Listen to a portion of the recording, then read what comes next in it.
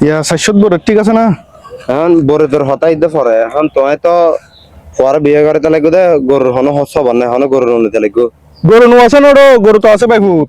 গরু কুরবানি দিবে জহরাই গরু এর গোড়াও ফিরে শুন নি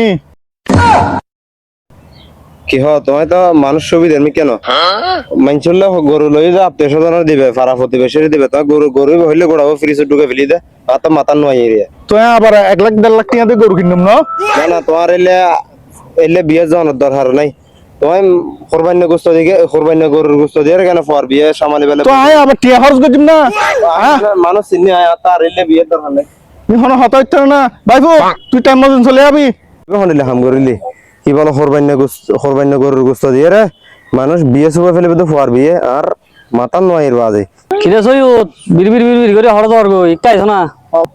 বিড়বিড় করে দিয়ে বিড়বিড় করে হারান আছে কি ঠাকুর হতাই না কি হদ ডাকো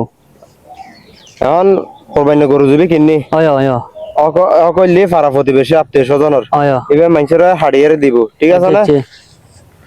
কোরবানি গোস্ত বলে ব্যায়াম ফিরিস লাগকে ওমা কি হস পরে পর বিয়ে বুঝে আচ্ছা আর তুই কুরবানি গোস্ত দিবি ইয়া হারাইতে বলি কি রে কোরবানি গোস্ত কিন দিয়ে বলে পর বিয়ে সামালি ফেলিব হত বড় জারগো বেড়াই তার শুনে আলার হো আলার কুরবান দান যাই রে আর কত খুশি একদম বিয়া হাই বিয়ে তাই তোরা কুরবানি গোস্ত দি হারা বুঝ না